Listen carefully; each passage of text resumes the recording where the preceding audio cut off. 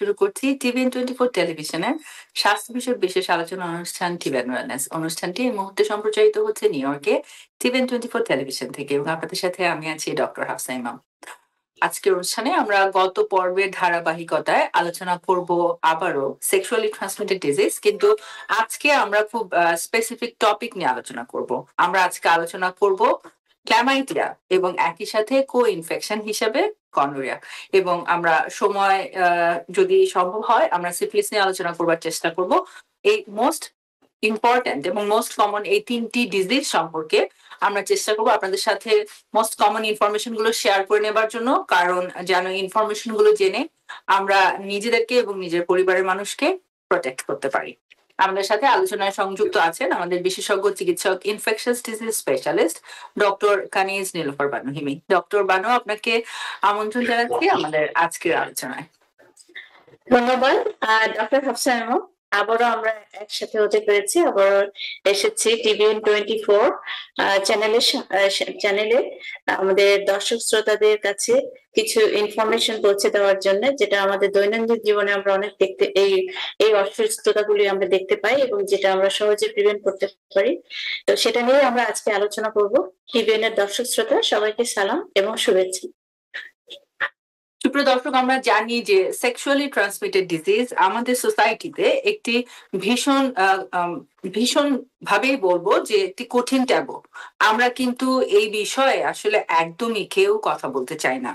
আমরা আজকে আমাদের অনুষ্ঠানের মূলত এটাই উদ্দেশ্য, আমরা আমাদের পরিচিত আশেপাশে নিজের পরিবারের যে কেউ যদি এ ধরনের সমস্যার ভিতরে আমরা পড়ি এবং ব্যক্তি পর্যায়ে আমরা অবশ্যই চেষ্টা করব যে নিজেরা এই বিষয়টিতে ওপেন আপ হয়ে ডিসকাস করতে, ডাক্তারের পরামর্শ নিতে, এবং আমাদের সন্তানেরা যদি এ ধরনের সিচুয়েশনের ভিতরে পড়ে যায় তাহলে অবশ্যই তাদেরকেও যেন আমরা সাহায্যের হাতটি বাড়িয়ে দিতে পারি, এই ট্যাবুটাকে যেন আমরা কাটিয়ে উঠতে পারি। এই উদ্দেশ্য নিয়েই কিন্তু আমাদের আজকের এই আলোচনা অনুষ্ঠান। এবং আমরা আজকে আলোচনা করব প্রথমেই ক্ল্যামাইডিয়া। সেক্সুয়ালি ট্রান্সমিটেড ডিজিজের ভিতরে ক্ল্যামাইডিয়া হচ্ছে এমন একটি ইনফেকশন যেটিকে আমরা বলে থাকি সাইলেন্ট ইনফেকশন। সাইলেন্ট ইনফেকশন কারণ মূলত ক্ল্যামাইডিয়ার বেশিরভাগ সময় আসলে কোনো সিমটমস থাকে না, এবং যখন সিমটমস আমরা বুঝতে পারি ততদিনই কিন্তু আসলে এটি কমপ্লিকেশন ডেভেলপ করে আমাদের শরীরে কোনো বড় ধরনের ড্যামেজ করে ফেলেছে। বড় ধরনের ড্যামেজ এই জন্য বলছি কারণ ক্ল্যামাইডিয়া থেকে কিন্তু ইনফার্টিলিটি হয়ে যেতে পারে। কি করে হয় সে বিষয়ে আমরা জেনে নিব, যেন এই ধরনের সিচুয়েশন আমাদের কারোরই না করতে হয়। এবং একই সাথে এটা ভীষণ ইম্পর্টেন্ট এই কারণে, কারণ এই অসুখগুলো খুব সহজেই, ইনফেকশন গুলো খুব সহজেই দ্রুত ছড়িয়ে পড়ে একজন পার্টনার থেকে আরেকজন পার্টনারের ভিতরে। সেই কারণে আমাদের অবশ্যই নিজেকে সচেতন হতে হবে, নিজেকে ট্রিট করতে হবে, এবং অবশ্যই আমার পার্টনার এবং কেউ যদি নিজে একাধিক পার্টনারের সাথে ইনভলভ থাকে, তার সেই পার্টনাররা যদি অন্য পার্টনারদের সাথে ইনভলভ থাকেন, সবাইকে কিন্তু ইনফর্ম করতে হবে, সবাইকে ট্রিটমেন্ট নিতে হবে। এই বিষয়টি খুবই গুরুত্বপূর্ণ। আজকে আমরা খোলাখুলি ভাবে এই আলোচনাগুলো জেনে নিব আমাদের ইনফেকশাস ডিজিজ স্পেশালিস্টের কাছ থেকে। ডক্টর বানু, আপনাকে প্রথমেই জানতে চাইবো যে এই যে সোশ্যাল ট্যাবু আমাদের বাঙালি কমিউনিটিতে সেক্সুয়ালি ট্রান্সমিটেড ডিজিজ নিয়ে আলোচনা করবার জন্য, আপনি দীর্ঘদিন ধরে নিউ ইয়র্ক সিটিতে প্র্যাকটিস করছেন। আপনার ব্যক্তিগত অভিজ্ঞতার আলোকে আপনি যদি ছোট্ট করে একটু আমাদের সাথে শেয়ার করেন স্ট্যাটিস্টিক্স সহ, এবং একই সাথে বলবো যে আপনার মেসেজটা যেন দর্শক শ্রোতারা বুঝতে পারে যে এটা আসলে লজ্জিত হবার কিছু নেই। আমরা যদি প্রথমেই ট্রিটমেন্ট নেই সবাই ভালো হয়ে যাবে, এবং এটা কিন্তু প্রিভেনশনে অনেক বড় রোল প্লে করবে। আপনার মেসেজটি শুরুতেই জানতে চাবো ডক্টর বানু। অনেক অনেক ধন্যবাদ। আপনি আপনার কথা থেকেই কিন্তু অনেকটা বলে দিয়েছেন যে এই অসুখটা আমরা কোনটা নিয়ে আলোচনা করছি। আপনি বলেছেন সেক্সুয়ালি ট্রান্সমিটেড ডিজিজ, তার মানে হচ্ছে যে ট্রান্সমিটেড ডিজিজ মানে সেটা একজন থেকে আরেকজনের কাছে সংক্রমিত হচ্ছে। আর এটা এখানেই হচ্ছে আমাদের বড় মানে সবচেয়ে বড় সমস্যা, যেটা হচ্ছে ট্রান্সমিশন হচ্ছে। এটা একটা মানুষের মধ্যে থাকছে না, একটা মানুষ থেকে আরেকটা মানুষে, আরেকটা মানুষ থেকে আরেকটা মানুষে পুরো কমিউনিটিতে ছড়িয়ে পড়ছে, যেটা আমরা দেখছি। আমি গতবার একটা স্ট্যাটিস্টিক্স বলেছিলাম যে ক্লামাইডিয়াটা একটু বেশি। এখানে ধরেন আমার 1.6 মিলিয়নের উপরে ক্লামাইডিয়ার ইনফেকশনটা আমাদের ডিপার্টমেন্ট অফ হেলথ যেখানে থাকে ওখানে এটা রিপোর্টেবল ডিজিজ, তো রিপোর্টেড যে কেসগুলি আছে। তারপরে হচ্ছে আপনার গনোরিয়া এবং সিফিলিস। তো সিফিলিসটা এখন একটু বেড়ে যেতে শুরু করছে, ক্লামাইডিয়া গনোরিয়া দুইটা এখন নিচে মানে কমতে শুরু করেছে, কিন্তু নাম্বারটা কিন্তু এখন অনেক বেশি আছে। আর এই যে সেক্সুয়ালি ট্রান্সমিটেড ডিজিজটা আমাদের কমিউনিটিতে আপনি যেটা বলতে চেয়েছেন যে কাদের মধ্যে বেশি প্রবণতা দেখা যায়, আমি আবারও আলোচনা করছি। এটা দেখা যায় ধরেন যাদের অনেক বেশি সেক্সুয়াল পার্টনার থাকে, যেটাকে আমরা বলি মাল্টিপল পার্টনার, অথবা বারবার পার্টনার চেঞ্জ করছে, মানে একটা পার্টনার থেকে আরেকটা পার্টনারে যাচ্ছে, যেটাকে আমরা বলি সিরিয়ালি মনোগামাস। এক্স্যাক্টলি।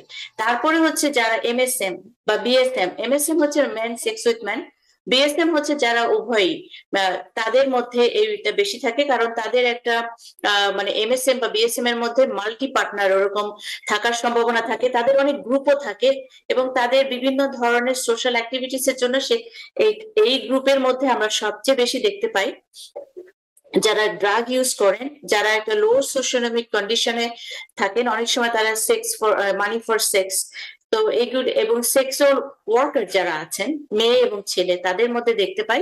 আমি একটু করে আপনাকে ইন্টারাপ্ট করে একটু করে বলে দিই যে দর্শক, আমাদের ডাক্তার বলছেন এমএসএন বিএসএন, আসলে উনি বোঝাতে চাচ্ছেন যে যারা হোমোসেক্সুয়াল এবং যারা বাইসেক্সুয়াল তাদের জন্য সেটা আমি সংক্ষেপে বলেছি।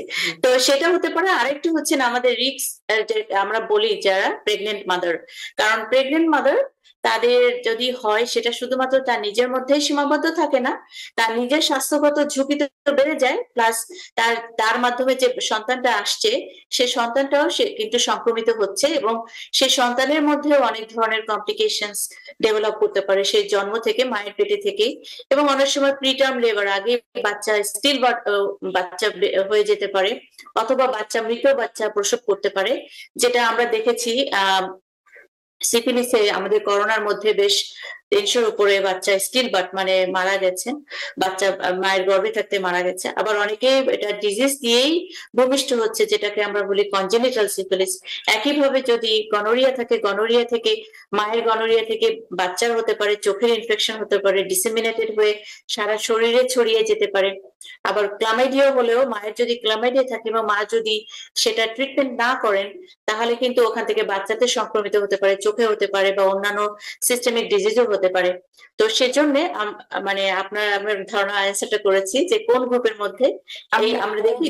আমি একটু এটাও জানতে চাচ্ছিলাম যে আপনার মেসেজটা আমাদের বাঙালি কমিউনিটির জন্য, কারণ আমরা জানি যে এটা আসলে লজ্জিত হবার বা লুকাবার কোনো কারণ নেই, এবং আমি বলবো ব্যক্তিগত পর্যায়ে যে এটি অস্বীকার করবার কোনো কারণ নেই, কারণ ডাক্তার হিসাবে আপনারা কিন্তু অনেক রোগী পান এবং ট্রিট করেন, এবং এটা খুবই কমন আমাদের বাঙালি কমিউনিটিতেও।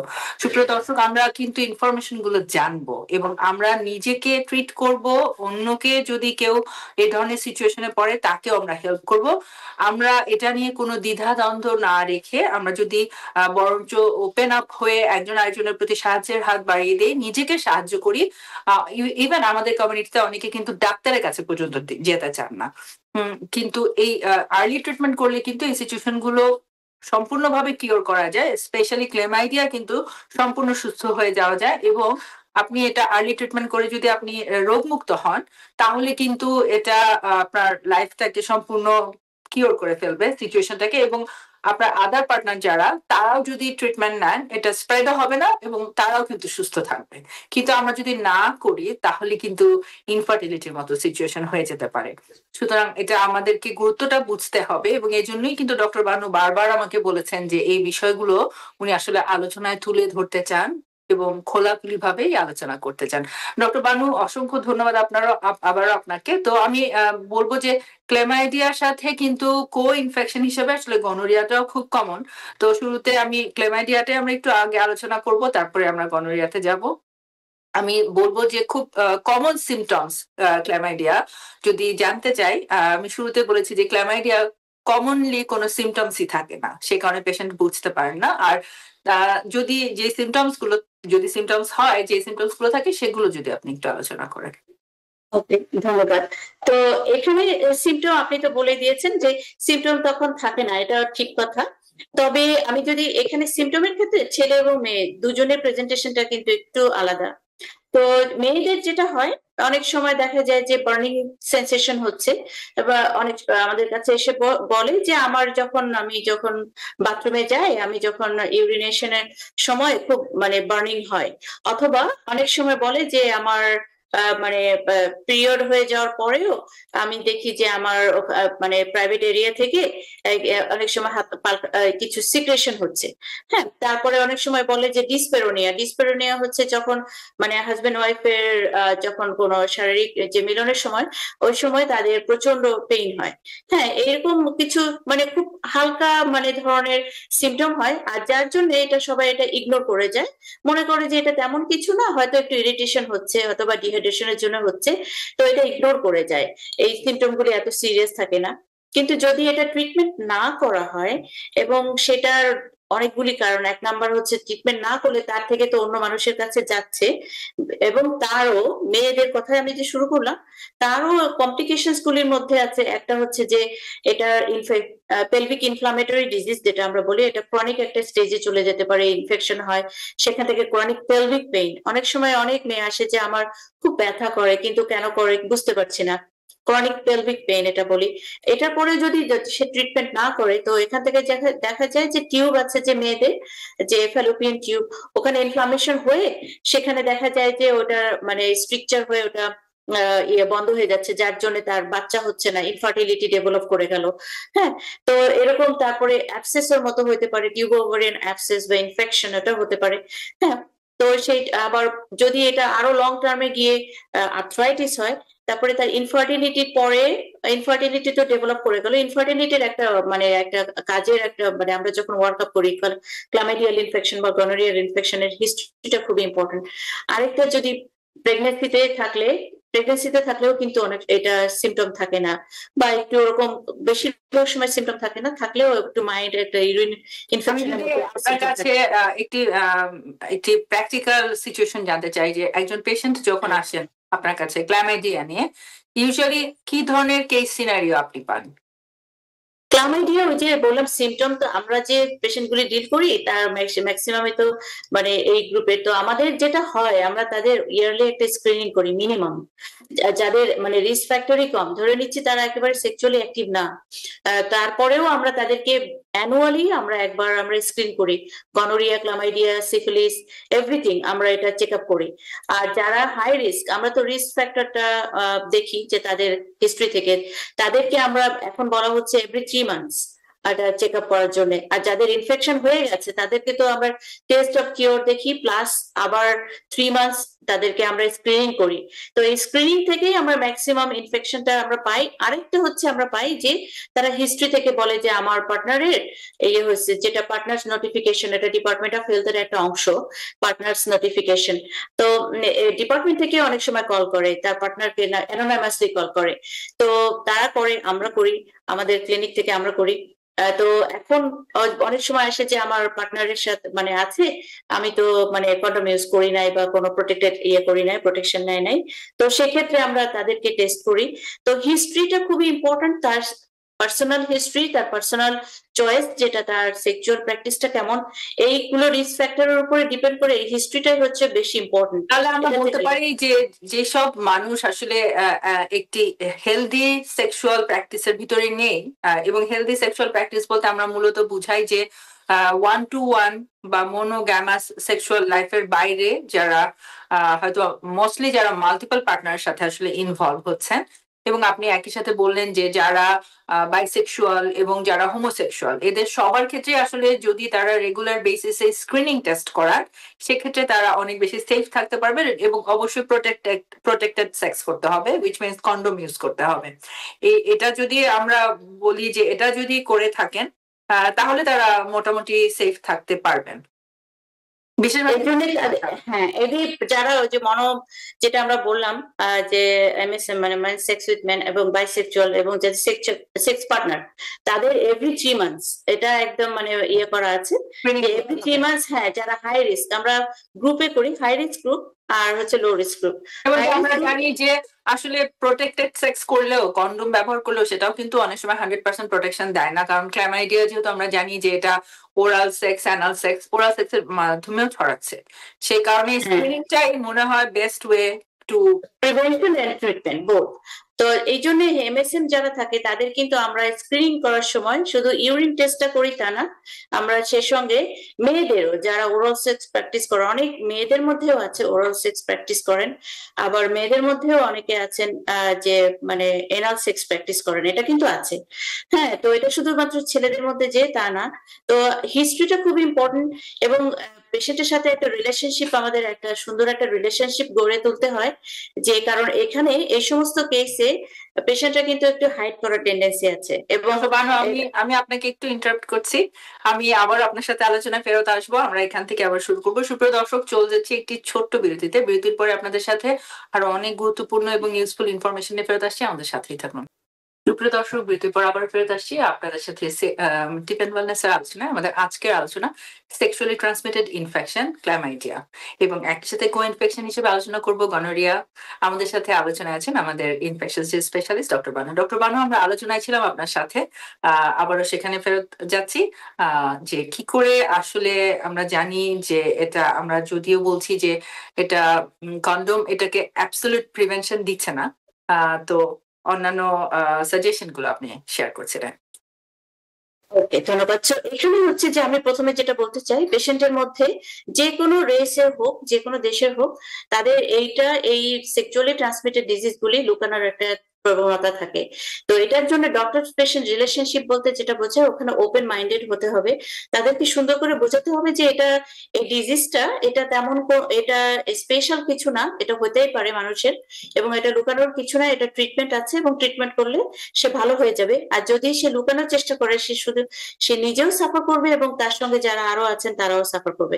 সো এই সুন্দর রিলেশনশিপটা মানে আরো সহজ করে দেয়, এবং পেশেন্টরা অনেক ওপেন আপ হয়, তার হিস্ট্রিটা অনেক সুন্দরভাবে দেয়। তো স্ক্রিনিংটা খুবই, এই যে ভার্বাল যে হিস্ট্রিটা খুবই ইম্পর্টেন্ট, স্ক্রিনিংটা খুব ইম্পর্টেন্ট, এবং আমাদেরকে ঠিক করতে হয় যে হাই রিস্ক এবং লো রিস্ক গ্রুপের মধ্যে। তো যদি হাই রিস্ক হয়, মেয়ে হোক ছেলে হোক, তাদের সেক্সুয়াল প্র্যাকটিস কিভাবে করছেন তার উপরে ডিপেন্ড করে স্ক্রিনিংটা খুব দরকার। একটা হচ্ছে ওরাল, যেটা আমরা ওরাল সোয়াবটা করি, এটা আমরা ক্লিনিকে বসেই করতে পারি, আমরা ডাক্তাররাও করতে পারি, নার্সরা করতে পারি, এটার জন্য কোনো স্পেশাল কিছু ল্যাব বা দরকার হয় না।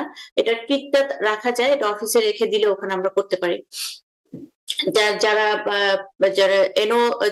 যে অ্যানাল সেক্স প্র্যাকটিস করেন, তাদের অ্যানাল সেক্সটা সোয়াবটা নিতে হবে। মেয়েদের ক্ষেত্রে এটা ইউরিন প্লাস সার্ভাইকাল সোয়াব দুইটাই নিতে হবে। ছেলেদের ক্ষেত্রে ইউরিন টেস্ট, যারা ওরাল সেক্স প্র্যাকটিস করেন তাদের একই সাথে ওরাল সোয়াবটা নিতে হবে, এবং এনাল সোয়াবটা নিতে হবে। তারপর এটা আমরা টেস্টটা করি, যেটা নিউক্লিক অ্যাসিড টেস্ট, তার মাধ্যমে এখানে যদি পজিটিভ বা নেগেটিভ আসলে তার উপরে ভিত্তি করে তাকে ট্রিটমেন্ট করতে হবে। ট্রিটমেন্ট করা হলো এখানেই শেষ না, তার হিস্ট্রি থেকে তার যে পার্টনার আছে ইমিডিয়েটলি সে পার্টনারকে তার ইনফর্ম করতে হবে।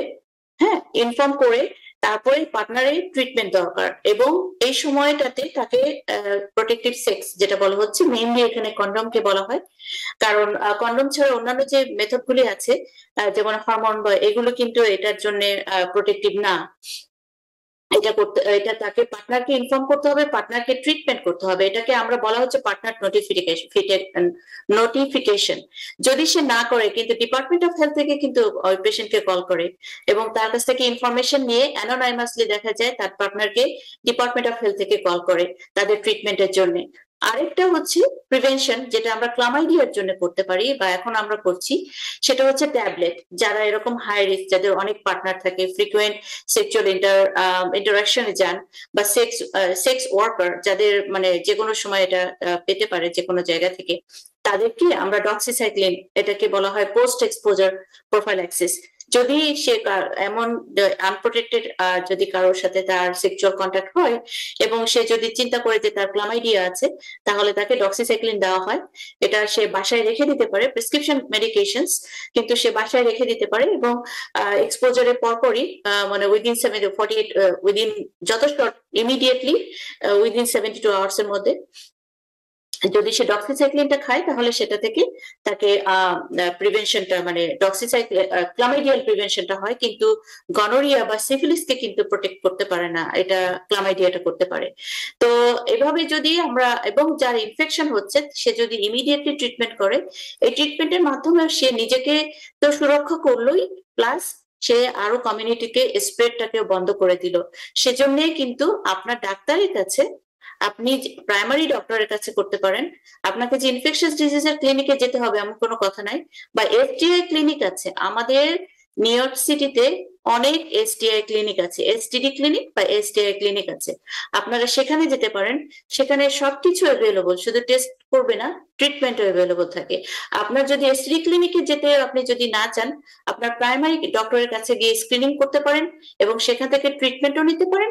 এবং প্রোফাইল্যাক্টিক যে আমি মেডিসিনের কথা বললাম, ডক্সিসাইক্লিন ক্লামাইডিয়ার জন্য স্পেসিফিক্যালি, এটাও আপনি নিতে পারেন। এটা প্রেসক্রিপশন মেডিসিন, এটা ওভার দ্য কাউন্টারে পাওয়া যায় না। তো এভাবে ট্রিটমেন্ট করা সম্ভব, প্রিভেনশন করা সম্ভব, কমপ্লিকেশন থাকে ঠেকানো সম্ভব। সবকিছু আছে আমাদের হাতের মুঠোয়, শুধুমাত্র আপনাদেরকে সেভাবে সচেতন ভাবে এগোতে হবে। ডক্টর বানু, আমি জানতে চাইবো যে প্রেগনেন্ট মাদারদের জন্য আসলে ক্ল্যামাইডিয়ার রিস্কটা কি? ধন্যবাদ।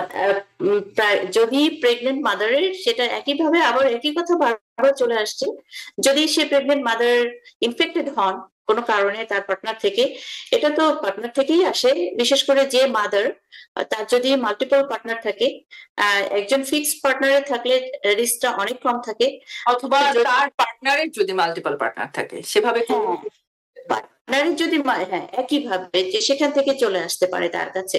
তো সেই জন্য যদি কোনো প্রেগনেন্ট মাদার, তাকে প্রেগনেন্সির আগে আমরা স্ক্রিনিংটা করি, কারণ ক্লামাইডিয়াটা, হ্যাঁ ক্লামাইডিয়াটার যে ট্রিটমেন্টটা, সেটা প্রেগনেন্ট অবস্থাতে করা যাবে, এমন না যে করা যাবে না। তবে আমরা প্রেগনেন্সির শুরু থেকে যে আমরা যখন আমরা প্রিন্যাটাল যে ভিজিটটা হয়, ফার্স্ট ভিজিটেই কিন্তু আমরা সব চেক করে ফেলি, gonorrhoea, chlamydia, syphilis, HIV, hepatitis B, hepatitis C, everything, মানে যেগুলো সংক্রামক অসুখ, যেটা বাচ্চা মায়ের থেকে ইসের কাছে, বাচ্চার কাছে যেতে পারে, সেই স্ক্রিনিংটা আমরা করে ফেলি। তো এটা যদি নেগেটিভ থাকে তখন তো ভয় থাকে না, কিন্তু যদি পজিটিভ থাকে তখন তো ট্রিটমেন্ট তো অবশ্যই আছে, ট্রিটমেন্ট করা হচ্ছে। আর যদি প্রেগনেন্সিতে থাকা অবস্থায় যদি কোনো কারণে যদি সংক্রমিত হয়ে যায়, তাহলেও কিন্তু ইমিডিয়েটলি এটা ট্রিটমেন্ট করা দরকার। যদি ইমিডিয়েট ট্রিটমেন্ট না করা হয়, সেখান থেকে, যেমন সিফিলিস কিন্তু প্লাসেন্টা ক্রস করে বেবিতে চলে যেতে পারে। ক্লামাইডিয়া, এটা যখন সে তার বাচ্চা ডেলিভারি হচ্ছে, তখন এটা বাচ্চাতে চলে যেতে পারে। তাছাড়া এটা কিন্তু আরো অনেক কিছু করে, এটা প্রিম্যাচিওর রাপচার করে দিতে পারে, প্রিটার্ম ডেলিভারি হতে পারে, বাচ্চার ইনফেকশন, এটা কন্টামিনেটেড হয়ে বাচ্চার কমপ্লিকেশন হতে পারে। তো সেজন্য প্রেগনেন্ট মাদারকে আমরা হাই রিস্ক গ্রুপের মধ্যে ধরি এবং তাদেরকে মানে স্ক্রিনিং করা হয়। পুরো অ্যান্টিবায়োটিক যে কেয়ার, তার প্রথম থেকে শুরু করে একেবারে ডেলিভারির আগ পর্যন্ত কিছু কিছু স্ক্রিনিং, যেমন সিফিলিস মাস্ট, এটা ফার্স্ট করা হয়। তারপরে প্রেগনেন্সির মাঝখানে 27 থেকে 26 থেকে 36 উইকস এর মধ্যে আরেকবার করা হয়, লেবারের আগে করা হয়। একইভাবে মানে এগুলো করা হয় প্রেগনেন্সি মাদের, যেহেতু এটা হাই রিস্ক, সেজন্য তাদেরকে ফ্রিকুয়েন্টলি স্ক্রিনিং করা হয়। যদি তারা ইনফেক্টেড হন, এটা ইমিডিয়েটলি ট্রিটমেন্ট করা হয়। আমরা জানি যে ক্লামিডিয়ার সাথে কো ইনফেকশন হিসেবে চলে আসে গনোরিয়া। তো গনোরিয়ার সিমটমস গুলো যদি আপনি একটু আমাদের সাথে শেয়ার করেন। ধন্যবাদ। একইভাবে এটা গনোরিয়ার সিমটম গুলি ছেলে এবং মেয়ে দুজনের মধ্যে একই রকমের সিমটম হয় না।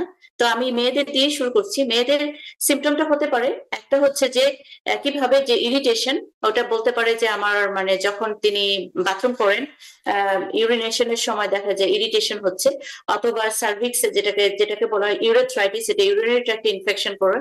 আরেকটা হচ্ছে যে তার যদি সার্ভিক্স এর ইনফ্লামেশন হয়, সার্ভিসাইটিস, ওটা খুবই পেইনফুল হয়। এটা যখন তাদের সেক্সুয়াল ইন্টারকোর্সের সময়, এটা খুবই পেইনফুল একটা সময়, মানে খুবই পেইনফুল থাকে। আরেকটা হচ্ছে সেখান থেকে আরো স্প্রেড, সেখান থেকে অনেক সময় দেখা যায় হোয়াইটিস ডিসচার্জ হয়, এটা সার্ভিক্স থেকে হতে পারে বা ইউরিনে হতে পারে, যে হোয়াইটিস খুব ঠিক একটা ডিসচার্জ যেটা হয়। এখানে যদি তার ট্রিটমেন্ট না করে, তাহলে এটা আরো স্প্রেড করে এটা টিউবে এবং ওভারি ওখানে যেও ইনফেকশন করে সেখানে ইনফ্লামেশন করে পেলভিক যে ডিজিজ যেটা আমরা বলি পেলভিক ইনফ্লামেটরি ডিজিজ এটা করতে পারে। অথবা তারপরে যদি তিনি ট্রিটমেন্ট না করেন তা এটা মেয়েদের ক্ষেত্রে খুব হয়, এটা স্প্রেড করে যেতে পারে, স্প্রেড করে ডিসিমিনেটেড গনোকক্কাল ইনফেকশন আমরা যেটা বলি, এবং সেখান থেকে লিভার এটা ইনফেক্ট করতে পারে, যেটা লিভার হেপাটাইটিস বলা হয়, এবং খুব এটা এটা সিরিয়াস টাইপের ইলনেস হয়ে যেতে পারে। আর মেয়েদের ক্ষেত্রে এটা এই সিমটমটা আবার অনেক সময় কিন্তু এসিমটোমেটিকও থাকতে পারে, তবে গনোরিয়াটা বেশিরভাগ সময় আমরা দেখি এটা সিমটম নিয়েই আসে, এসিমটোমেটিকটা কম থাকে।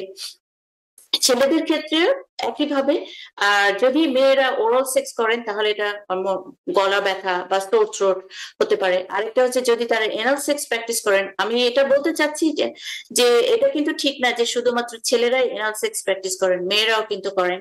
তো এটা আমি দোষের মধ্যে বলছি না, এটা স্বাস্থ্যগত কারণে, এটা লুকাবার কিছুই নাই, এটা মানুষের নেচার। এটা থেকে কোনো মানে এটা এখানে লজ্জা পাওয়ার কিছু নাই, লুকানোর কিছু নাই, এখানে মানে এটা একেবারে ন্যাচারাল একটা থিং, এটা খুবই ন্যাচারাল একটা জিনিস। আমরা যখন সবকিছু ন্যাচারাল মতো, তো সেখানে এনাল স্ক্রিনিংটাও করা হয়। ছেলেদের যে সিমটমটা, ছেলেদের ক্ষেত্রে কিন্তু একটু কম সিমটম হয় মেয়েদের থেকে। এরা সিমটোমেটিক থাকতে পারে, আবার সে এসিমটোমেটিক অবস্থায় স্প্রেড করতে পারে। অনেক সময় তারা বলে যে এখানে ডিসচার্জ হচ্ছে, একটু হোয়াইটিশ ডিসচার্জ হচ্ছে, একটু থিক মানে ইসের মতো মিল্কি মিল্কি টাইপের ডিসচার্জ হচ্ছে, তখন আমরা ওটা টেস্ট করি। আরেকটা হচ্ছে যে তারা অনেক সময় তাদের অর্কাইটিস আমরা বলি, এপিডিডার্মো অর্কাইটিস, মানে এটা জেনিটাল উপরের দিকে যে এপিডিডাইমিস বলা হচ্ছে সেটার ইনফরমেশন করে এপিডিডাইমাইটিস, কিন্তু তারা তো জানে না, সিমটম নিয়ে আসে পেইন, বলে যে আমার প্রাইভেট এরিয়াতে খুব পেইন হচ্ছে। একইভাবে স্কটামে এটা ইনভলভ করতে পারে। যদি তারা এটা ট্রিটমেন্ট না করেন তাহলে এটা ফিউচারে এটা কমপ্লিকেশনস করতে পারে, যেমন ইউরেথ্রাল স্ট্রিকচার, এবং এটা স্ট্রিকচার হয়ে গেলে দেখা যায় তার ইউরিনেশনের প্রবলেম হচ্ছে। বারবার ইনফেকশন হওয়াতে এপিডিডাইমাইটিস অর্কাইটিস, ওখানে হচ্ছে প্রস্টেটও ইনভলভ হতে পারে, প্রস্টেটাইটিস হতে পারে। যাদের রেকটামে ইনফ্লামেশন হচ্ছে সেদের প্রোক্টাইটিস বলা হয়, ওটা ইনফ্লামেশন হয়ে সেখানে স্ট্রিকচার হয়ে যেতে পারে। হ্যাঁ, ওরাল হতে পারে, গলা ব্যথা করতে পারে, অনেক সময় ডিসেমিনেটেড ইনফেকশন, এটা ছেলেদের ক্ষেত্রে একটু কম হয়, মেয়েদের বেশি হয়, কিন্তু হতে পারে। আবার অনেক ইনফেকশনটা হয়ে যাওয়ার পর কয়েক বছর পরে দেখা যাচ্ছে তার জয়েন্টে ব্যথা হচ্ছে, এটাকে বলা হচ্ছে রিঅ্যাক্টিভ আর্থ্রাইটিস। হ্যাঁ, তো এই ছেলেদের ক্ষেত্রে ইনফার্টিলিটি হতে পারে যদি বারবার ইনফেকশন হয়ে যদি সেখানে কোনো মানে পার্মানেন্ট একটা ড্যামেজ হয়ে যায়, সেখান থেকে তাদের ইনফার্টিলিটি হতে পারে। তবে ছেলেদের একটু কম হয়, মেয়েদের ক্ষেত্রে ঝুঁকিটা বেশি থাকে ইনফার্টিলিটি হওয়ার কমপ্লিকেশনস থেকে। ধন্যবাদ। অসংখ্য ধন্যবাদ ডক্টর বানু। আমরা জানি যে গনোরিয়ার ক্ষেত্রে খুব ইম্পর্টেন্ট একটি ইস্যু হচ্ছে যে গনোরিয়া কিন্তু একজন প্রেগনেন্ট মাদার থেকে ডেলিভারির সময় তার বেবি তে ইনফেকশনটি স্প্রেড হয়ে যেতে পারে, যেটা কিনা আনট্রিটেড থাকলে বাচ্চার কিন্তু ব্লাইন্ডনেস বা আইসাইট লস হয়ে যাওয়ার মতো, অন্ধ হয়ে যাওয়ার মতো একটি সিচুয়েশন তৈরি হয়ে যেতে পারে। এই বিষয়ে যদি আপনি একটু উল্লেখ করেন। ধন্যবাদ, আপনারা খুবই সুন্দর একটা পয়েন্ট বলেছেন। এটা খুবই মানে এটা একেবারেই মানে আমরা চাই না। তো সেটা মা যদি গর্ভাবস্থায় যদি তার গনোরিয়া থাকে এবং মা যদি সেটা ট্রিটমেন্ট না করেন, তাহলে যে বেবি যখন ডেলিভারি হচ্ছে, যদি ন্যাচারাল ডেলিভারি হলে, ভেজাইনাল ডেলিভারি হলে, যখন বেবি কন্টামিনেটেড হয়ে তার চোখে খুব সিরিয়াস টাইপের ইনফেকশন হয়, যেটা আপনি বললেন ইমিডিয়েটলি ট্রিটমেন্ট না করলে এটা অন্ধ হয়ে যেতে পারে বেবি। এবং বেবি ওখান থেকে আবার শুধু চোখের জন্য না, চোখের শুধু না, ও সেই জন্য দেখা যায় যে মায়ের যদি কোনো হিস্ট্রি থাকে যে তার গনোরিয়া হয়েছিল, যদিও তার মানে বা গনোরিয়া প্রেগনেন্ট থাকা অবস্থায় গনোরিয়া হয়েছিল বা প্রেগনেন্সির আগে হয়েছিল, অনেক সময় পিডিয়াট্রিশিয়ানদেরকে আমরা দেখেছি বা বেবি জন্মানোর পরপরই যে ওষুধ যে আই ড্রপটা থাকে এটা বেবিদেরকে দিয়ে দেন। কিন্তু মা যদি ট্রিটমেন্ট না করেন, মায়ের যদি অ্যাক্টিভ ইনফেকশন থাকে, তাহলে বাচ্চার অ্যাক্টিভ ইনফেকশন হয়ে যেতে যাওয়ার সম্ভাবনা খুবই বেশি থাকে, হাই রিস্ক থাকে, এবং বাচ্চার চোখের একটা পার্মানেন্ট একটা ড্যামেজ হতে পারে।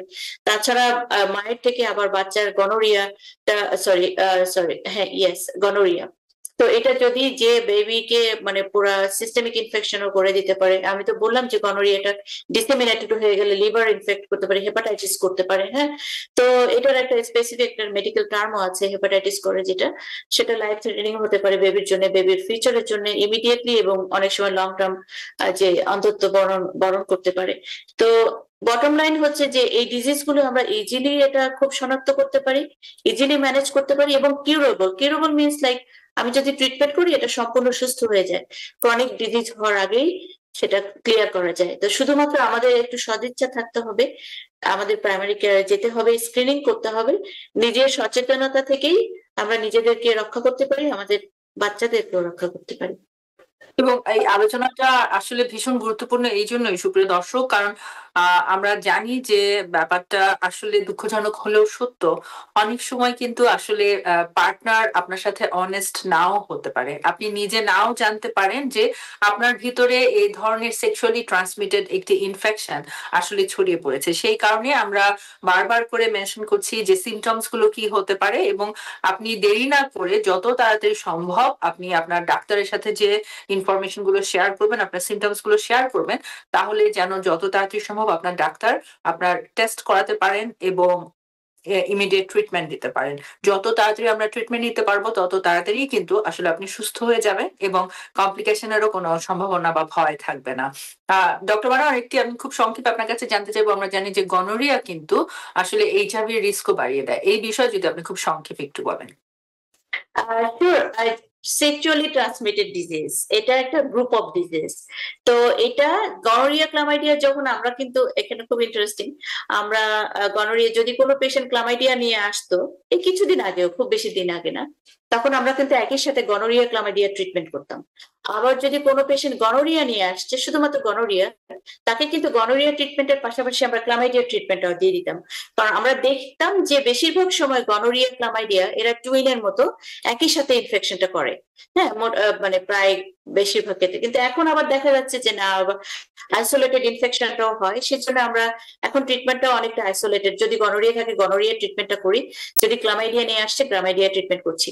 তো এটা যেহেতু এটা সেক্সুয়ালি ট্রান্সমিটেড ডিজিজ, যেখানে আনপ্রোটেক্টেড সেক্স বা যাদের রিস্ক ফ্যাক্টর গুলি আছে, আমি অনেকবারই বলেছি risk factor is a very important thing. Risk factor মানে আমি যে পয়েন্ট গুলি বলেছি, সেই রিস্ক ফ্যাক্টর যাদের আছে তাদের কিন্তু এইটা কিন্তু এই যে গ্রুপ অফ ডিজিজ, এটা কিন্তু মানে একই সাথে ট্রাভেল করতে পারে। এই যাদের গনোরিয়া ক্লামাইডিয়া থাকে তাদের কিন্তু, তাদের আবার সিফিলিস থাকে, তাদের এইচআইভি রিস্ক অনেক হাই। কারণ এইচআইভিও একটা ট্রান্সমিটার, সেক্সুয়ালি ট্রান্সমিটেড ডিজিজ। এবং যারা হাই রিস্ক ফ্যাক্টর থাকে, যাদের মাল্টিপল পার্টনার থাকে, যারা আনপ্রোটেক্টেড সেক্স করেন বেশিরভাগ সময়, যারা অনলাইন, অনেকে এখন অনেক ওয়েবসাইট আছে, অনলাইন আছে, সেখান থেকে পার্টনার নিয়ে তাদেরকে, তাদের স্ট্যাটাস জানেন না কিন্তু তাদের সাথে তারা রিলেশনশিপে যাচ্ছেন। হ্যাঁ, স্বল্প সময়ের বা দীর্ঘ সময়ের, যারা সেক্স ওয়ার্কার, তারা মাল্টিপল মানুষের সাথে যাচ্ছেন, তাদের স্ট্যাটাস জানেন না। তো এই সব ডিজিজ গুলি যাদের গনোরিয়া হচ্ছে, ক্লামাইডিয়া হচ্ছে, সিফিলিস হচ্ছে, তাদের কিন্তু এইচআইভি রিস্ক হাই। মানে আমি যদি বলি যে হাইয়েস্ট রিস্ক, মানে এইচআইভির জন্য হাইয়েস্ট রিস্ক হচ্ছে আনপ্রোটেক্টেড সেক্স, এমএসএম, মানে man sex with man, bisexual man, multiple partner এবং সেক্স ওয়ার্কার। তাদের মধ্যে সবচেয়ে বেশি হাইয়েস্ট রিস্ক গ্রুপ, যেটাকে আমরা আসলে বলে থাকি যে risky sexual behaviour. Exactly. And তাদের মধ্যেই আমরা কিন্তু এইচআইভিটা আমরা বেশি দেখি। এবং অন্যান্য ডিজিজও যাদের এইচআইভি থাকে তাদের মধ্যে আবার আমরা সবই মানে এটা এতটা ইন্টারলিঙ্কড। এইচআইভি পেশেন্টের গনোরিয়া ক্লামাইডিয়া সিফিলিস বেশি হচ্ছে, আবার যাদের গনোরিয়া ক্লামাইডিয়া বেশি হচ্ছে সেই গ্রুপের মধ্যেই আমরা দেখছি এইচআইভি বেশি। আবার যারা আইভি ড্রাগ ইউজ করছে তাদের মধ্যে হেপাটাইটিস সি বেশি, তাদের মধ্যে এইচআইভি বেশি। মানে আপনি এটা বলতে পারেন it's a group of disease, যারা একই সাথে একই রুটে এটা একটা মানুষ থেকে আরেকটা মানুষে সংক্রমিত হচ্ছে। তো সেই জন্য জি, আমরা চলে এসেছি এইচআইভি টেস্টিংটাও ইম্পর্টেন্ট। সরি, ধন্যবাদ। জি, আমরা চলে এসেছি আলোচনার শেষ পর্যায়ে। তো আপনার কাছে আমি আবার শেষবারের মতো জানতে চাইবো খুব সংক্ষেপে, আপনি যদি আবার একটু রিপিট করেন প্রিভেনশনের ইনফরমেশন গুলো, যে একজন মানুষ যদি কোনোভাবে সেক্সুয়ালি ট্রান্সমিটেড ডিজিজ বা ইনফেকশন দিয়ে ইনফেক্টেড হয়ে থাকেন তিনি ইমিডিয়েটলি কি করবেন কি করে নিজেকে প্রতিরোধ করবেন এবং ইনফেকশন ছড়ানোর ব্যাপারে তিনি কি করে রোল প্লে করতে পারেন, ছড়ানো প্রতিরোধ করবার ব্যাপারে? খুবই সুন্দর প্রশ্ন, আপনাকে অনেক অনেক ধন্যবাদ। তো যদি কেউ সংক্রমিত হন বা আপনি যদি চিন্তা করেন যে আপনি সংক্রমিত হয়ে গেছেন, মানে আপনি জানেন না আপনার পার্টনারের স্ট্যাটাস, কিন্তু আপনার সাসপিশন ইজ ভেরি হাই, আপনি চিন্তা করছেন যে আমার মনে হয় হয়ে গেল, এক্ষেত্রে আপনি যদি আপনার প্রাইমারি কেয়ার ডক্টর থাকে তার অফিসে ইমিডিয়েটলি চলে যাবেন। ইমিডিয়েটলি আমি বলছি, ধরেন ইমিডিয়েটলি, মানে যত শর্ট টাইমের মধ্যে যাওয়া যায় ততই ভালো। হ্যাঁ, তারপরে চিন্তা করেন আপনার হয়তো আপনার পিসিপি নাই বা পিসিপি ইজ নট অ্যাভেলেবল, কিন্তু আপনি সরাসরি ইমার্জেন্সি রুমে চলে যাবেন। ইমার্জেন্সি রুম 24 আওয়ার্স খোলা থাকে এবং আর্জেন্ট কেয়ারেও তো যেতে পারে, আর্জেন্ট কেয়ারেও যেতে পারেন। হ্যাঁ, আর্জেন্ট কেয়ারেও যেতে পারেন, কিন্তু যেহেতু গেলে কি হবে, আপনার ওখানে আপনার টেস্টিংটা হয়ে যাবে ইমিডিয়েটলি, এবং ইমার্জেন্সিতে গেলে আপনাকে সব টেস্ট করবে। হ্যাঁ, টেস্টিংটা হয়ে যাচ্ছে, আপনি সাথে সাথে ট্রিটমেন্টটা পেয়ে যাচ্ছেন। আপনার ট্রিটমেন্টটা পাওয়ার জন্য আপনার অনেকগুলি ফ্যাক্টর, মানে বেনিফিট আপনি পাচ্ছেন। আপনার নিজের কিওর হচ্ছে, আপনার ইমিডিয়েটলি আপনার পার্টনারকে ইনফর্ম করতে পারছেন, পার্টনারও ট্রিটমেন্ট হবে, এই জন্য আমার সংক্রমণটা কমে যাবে। এইচআইভি টেস্টিংটা করলে আপনি জেনে গেলেন যে ভয়াবহ যে ওষুধ ডিজিজ গুলি আছে সেগুলি আপনার টেস্টিংটা হয়ে যাবে। এখন এই এমার্জেন্সিতে এইচআইভি টেস্টিং করা হচ্ছে, সবখানে এইচআইভি টেস্টিং ইজ এভেলেবল। এখন এটা কনসেন্টের দরকার হয় না, এটা জাস্ট রুটিন টেস্টের মতো। তো আপনি সব, এবং আমি কেন বলছি immediately, time factor is very important.